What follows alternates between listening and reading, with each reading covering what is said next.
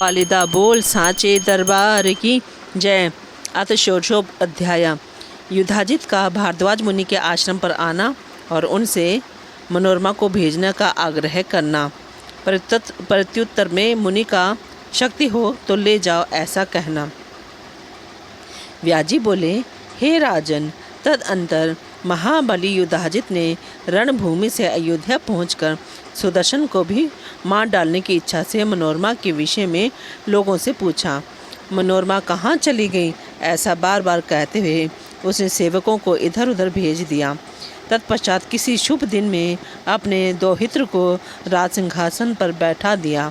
समस्त मंत्रियों के साथ गुरु वशिष्ठ ने अथर्ववेद के कल्याणकारी मंत्रों का उच्चारण करके जलपूरित समस्त कलशों से राजकुमार शत्रुजित का अभिषेक किया।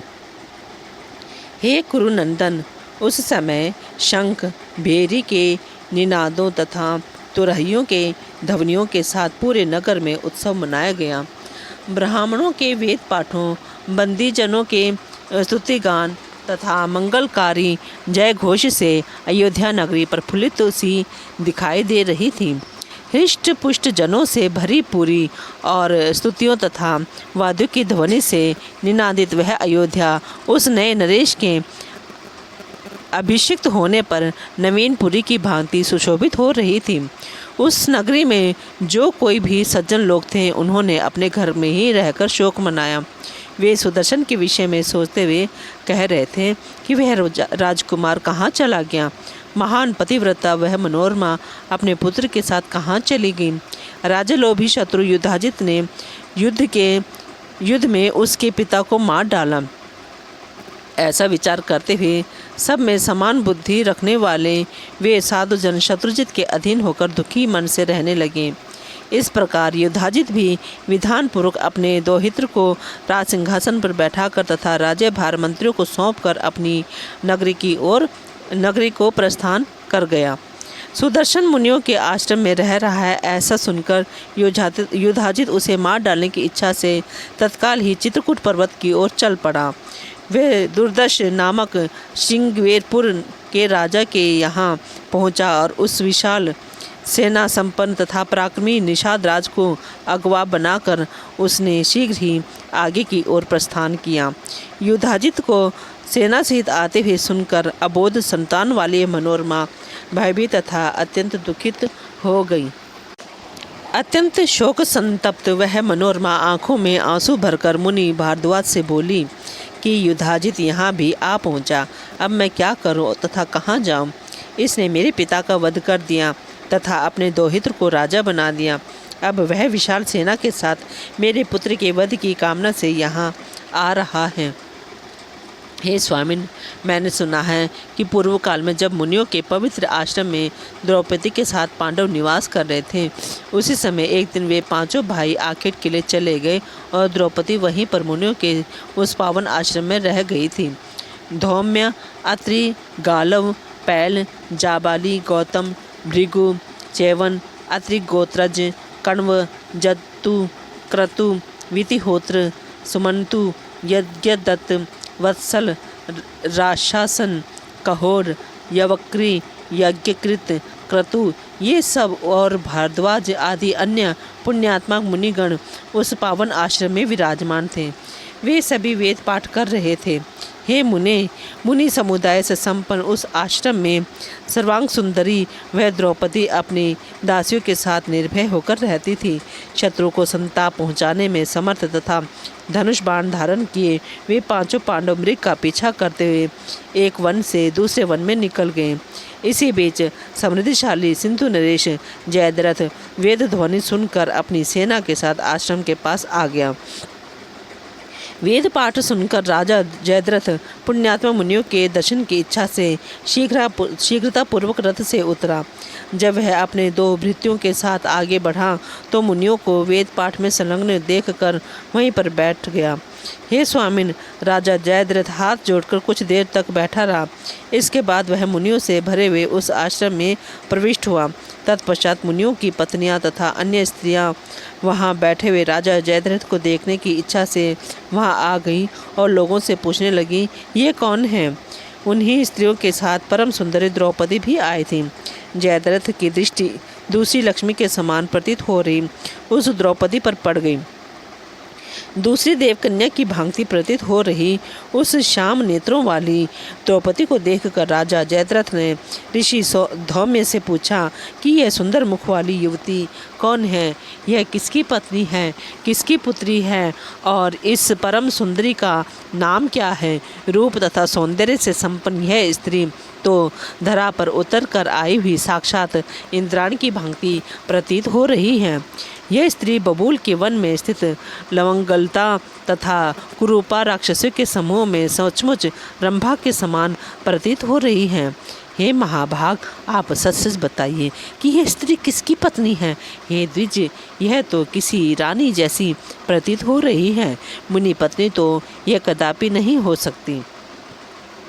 धौम्य बोले, हे सिंधु राजेंद्र, समस्त शुभ लक्षणों वाली यह पांडवों की प्रिय भार्या तथा पांचाल नरेश की पुत्री द्रौपदी है। यह इसी पवित्र आश्रम में निवास करती है।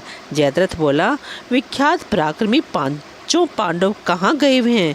क्या वे महान बलशाली वीर निश्चित होकर इस समय इसी वन में रह रहे हैं? धौम्य बोले, पांचों पांडव इस समय रथ पर आरूढ़ होकर आखेट के लिए वन में गए हुए हैं। वे राजागण मध्याह्न काल में मृगों को लेकर आ जाएंगे। मुनि का यह वचन सुनकर वह राजा जयद्रथ अपने आसन से उठा और द्रौपदी के पास जाकर उन्हें प्रणाम करके इस प्रकार बोला, हे परम सुंदरी, आप सकुशल तो हैं ना? आपके पतिगण कहाँ गए हुए हैं? आपको वन में निवास करते हुए आज 11 वर्ष बीत चुके हैं।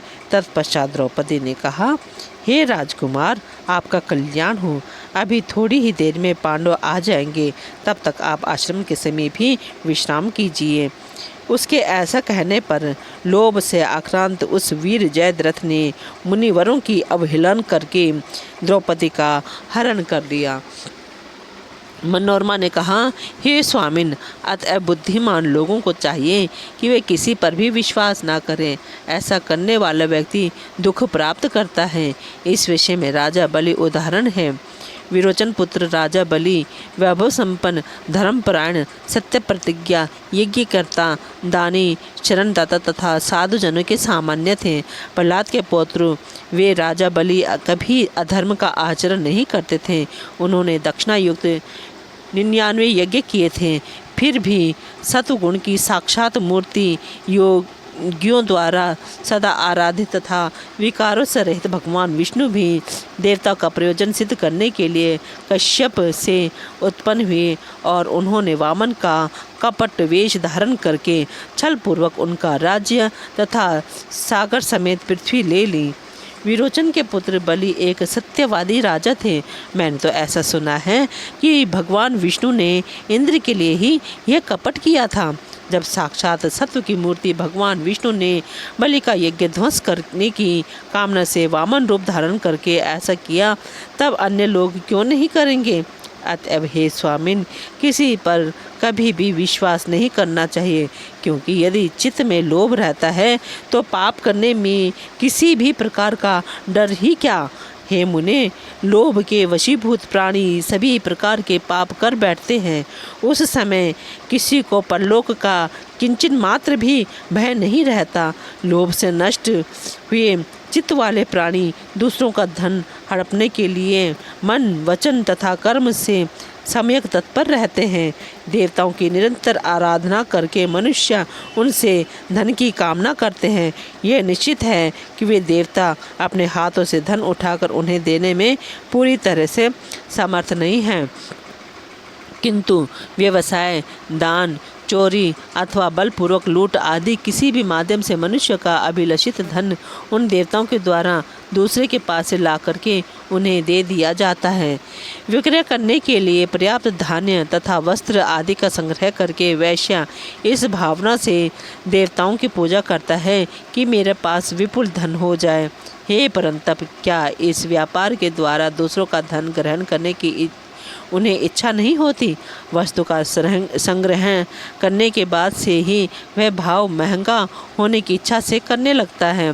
हे ब्राह्मण, इस प्रकार सभी प्राणी दूसरों का धन लेने के लिए निरंतर तत्पर रहते हैं, तो फिर विश्वास कैसा? लोभ तथा मोह से घिरे हुए लोगों का तीर्थ, दान, अध्ययन सब व्यर्थ हो जाता है। उनका किया हुआ सारा कर्म ना करने के समान हो जाता है। अतः हे महाभाग, इस युधाजित को घर लौटा दीजिए। हे द्विजोत्तम, जानकी की भांति मैं अपने पुत्र के साथ यही निवास करूंगी। मनोरमा के ऐसा कहने पर तेजस्वी भारद्वाज मुनि राजा युधाजित के पास जाकर उनसे बोले, हे राजन, हे निर्विशेष्ट, अपने इच्छा अनुसार आप अपने नगर को चले जाएं। छोटे बालक वाली यह मनोरमा बड़ी दुखी है, वह नहीं आ रही है। युधाजित बोला, हे सौम्य मुने, आप हठ छोड़ दीजिए और मनोरमा को विदा कीजिए। इसे छोड़कर मैं नहीं जाऊंगा। यदि आप नहीं मानेंगे तो मैं इसे अभी बलपूर्वक ले जाऊंगा। ऋषि बोले, जैसे प्राचीन काल में विश्वामित्र वशिष्ठ मुनि की गौ ले जाने के लिए उद्यत हुए थे, उसी प्रकार यदि आप में शक्ति हो तो आज मेरे आश्रम से इसे बलपूर्वक ले जाइए। जयकारा शेरा वालिदा बोल, सांचे दरबार की जय।